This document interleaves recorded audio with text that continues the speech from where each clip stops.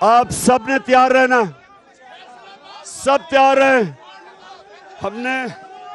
हमने किसी सूरत अपनी हकीकी आजादी की तहरीक, चाहे ये जेलों में डालें या जो मर्जी करें, ये अब तहरीक खत्म नहीं होगी जब तक साफ और शफाफ इलेक्शन की अनाउंसमेंट नहीं होती।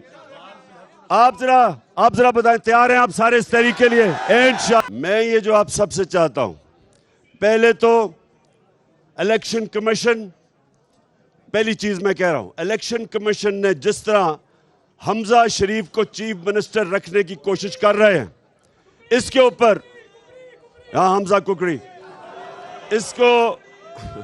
इसको सुने जरा। अब असूलन जैसे ही वो डिस्क्वालीफाई हुए थे, इनको रिजर्व सीट्स पुर करनी चाहिए थी, लेकिन क्योंकि अगर वो रिजर्व सीट पूरी करते हैं तो हमजा नंबर पूरे नहीं कर सकता, फारिग हो जाता है। इसलिए उसको बचाने के लिए उन्होंने कहते जी बाय इलेक्शन के बाद फैसला होगा। ये कौन से आइन में लिखा हुआ है? और मैं इसलिए अपनी लीगल कम्युनिटी को कहता हूं कि आपने पूरी मदद करनी है, क्योंकि सारी आइन की धज्जियां उड़ाई जा रही हैं।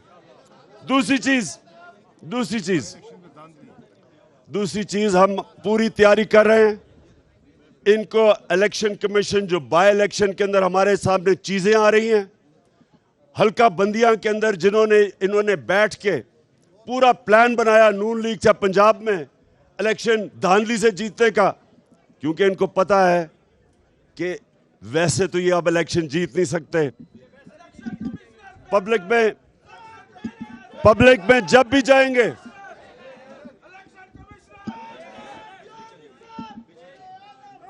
उससे कहा वो जनरेटर चलाए, जैसे ही ये पब्लिक के अंदर जाएंगे, वो कौन से दो नारे सुनेंगे? ये चोर और दूसरा गद्दार इलेक्शन कैंपेन। तो लिहाजा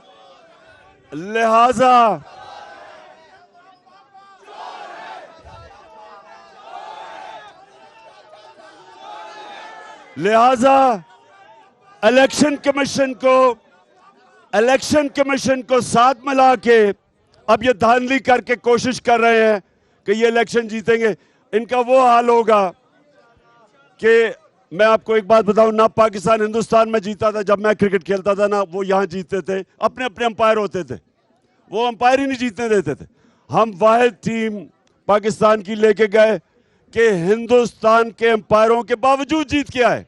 अब इनको भी इंशाल्लाह हराएंगे इलेक्शन कमीशन के बावजूद।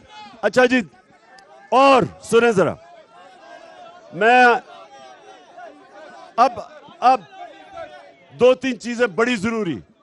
गवर्नमेंट, ये कभी नहीं हुआ कि गवर्नमेंट जो बड़े मुश्किलों से एक बैंकक्रप्ट इकोनॉमी लेके फिर कोरोना के बावजूद मुल्क को उठा के 5.6% तीसरे साल और 6% इकोनॉमी ग्रो कर रही है चौथे साल। ये कभी नहीं हुआ कि उस गवर्नमेंट को जो मुल्क संभाल चुकी थी उसको गिरा के इन चोरों को ऊपर लाओ। और वो जो चोर जब से ऊपर आए हैं इंपोर्टेड बाहर के एजेंडा लेके, आप जरा हालात देखें। सबसे पहले तो महंगाई का देखें कि मैंने पाकिस्तान की तारीख में कभी ऐसी महंगाई नहीं देखी। हमने कभी ऐसी महंगाई नहीं देखी। कभी भी पेट्रोल, डीजल, बिजली, गैस कभी ऐसे नहीं बढ़ी। दूसरा, माइशत, हमारी रेटिंग जो इंटरनेशनल इदारे रेट करते हैं, मूडीज, वो माइनस में चली गई है, अनस्टेबल पे। इसका मतलब कर्जे नहीं लिए जाएंगे। और सबसे खौफनाक डैम्स के लिए जब कर्जे नहीं मिलेंगे वो रुक जाएंगी। और ये इतनी 50 साल के बाद डैम्स बन रही थी। मैं सिर्फ बता रहा हूं कि इनके आने से माइशत भी नीचे, महंगाई भी बढ़ गई और आगे मजीद जो मुल्क का मुस्तकबिल है वो खतरे में है। मैं ये आज कहता हूं, ये हमारी नेशनल सिक्योरिटी के लिए सबसे बड़ा खतरा ये है। पहले तो बाहर से ऑर्डर्स लेते हैं, आईएमएफ की जो बात, आईएमएफ ने हमें भी कहा कि कीमतें बढ़ाओ, हमने आईएमएफ के सामने खड़े हुए, हमने कीमतें नहीं बढ़ाई, हमने रोका, इन्होंने। अच्छा अब सुने, आखिर में सुने जरा मेरी बात, अब जरा आखिर में मेरी बात सुने।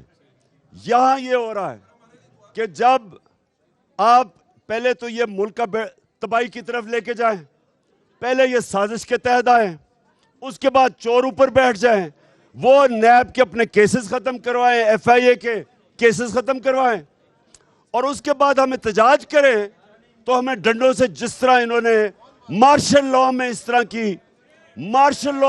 के मारा नहीं जो इन्होंने हमें मारा है, जिस तरह इन्होंने औरतें बच्चों पे टेयर गैस की। मैंने किसी जमहूरियत के अंदर कोई तस्वर भी नहीं कर सकता कि औरतें और बच्चों के ऊपर इस तरह जिन्होंने टेयर गैसें की, घरों में जा के रात को औरतें थी उधर गिरफ्तारियां की। और अब बजाय